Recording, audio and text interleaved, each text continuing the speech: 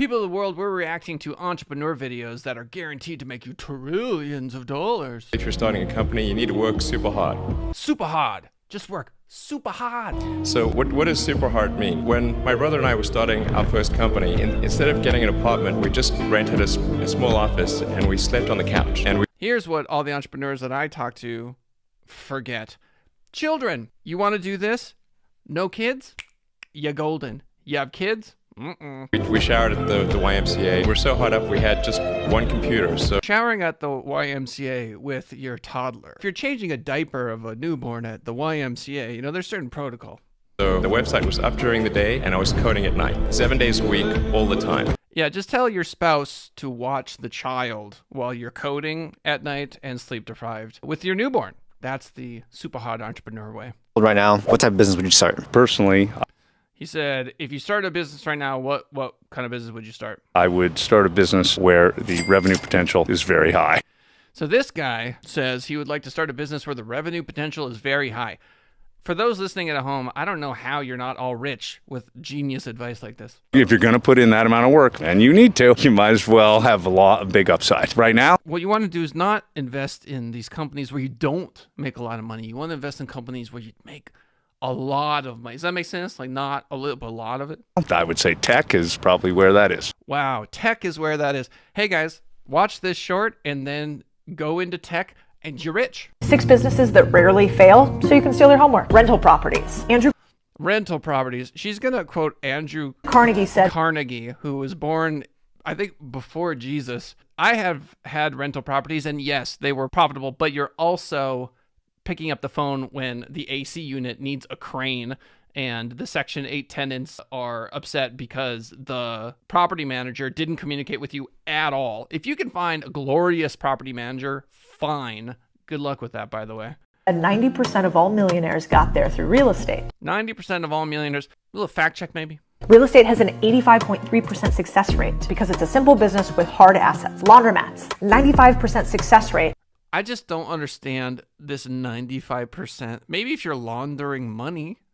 Over a 5-year period. They're recession-proof, and they don't take much to understand. Self-storage. Dude, I bet owning a laundromat is just a nightmare's nightmare. One of the leading asset classes since 2008. I know someone who owns self-storage, and he's like so over it. They often have to go in there and like saw off the locks, and there's nothing of any value. People don't pay. They disappear. It's not what it seems like. It's not glorious work. And according to a few studies, these businesses have a 92% success rate. Transportation businesses. Think about it. Everything to get your Amazon packages into your little mitts and everything in between. Do you know how expensive it is to insure a fleet of vehicles? I literally was just talking to a business owner today, and he had an RV rental business. Profitable RV rental. One guy crashed it, did something to it, and he lost his entire season. Doesn't insurance cover it? Yeah, it covers it, but it doesn't cover the loss of the vehicle. And so he's like, I think I need to move on to another business.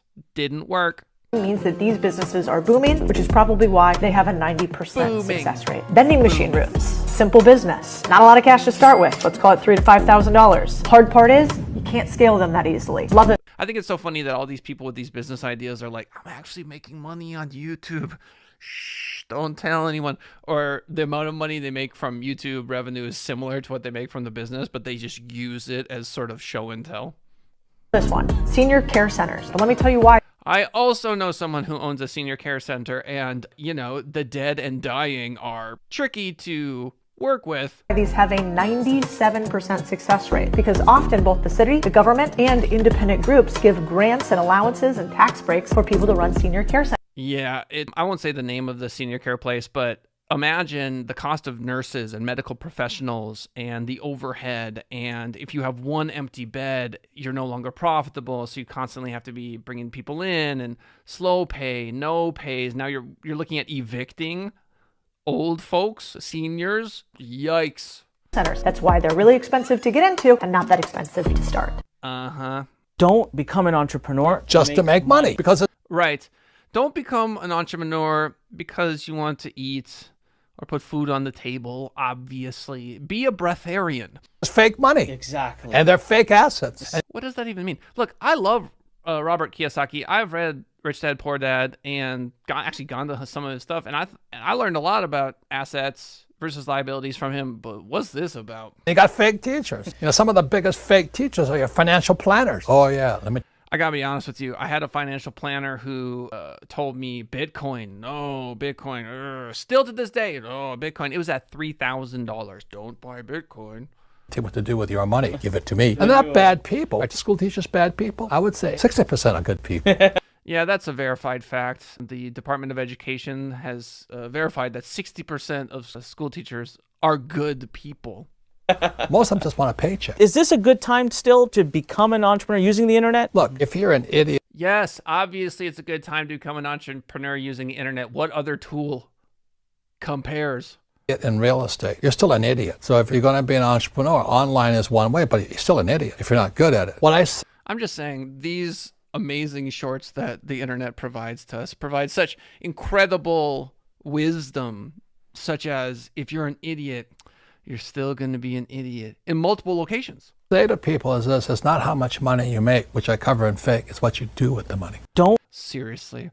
The big wisdom here is it's not how much money you make, it's what you do with the money. If you've made it all the way to the end here, you've probably enjoyed yourself. Maybe hit the like button, maybe comment or a subscribe. Thank you, goodbye.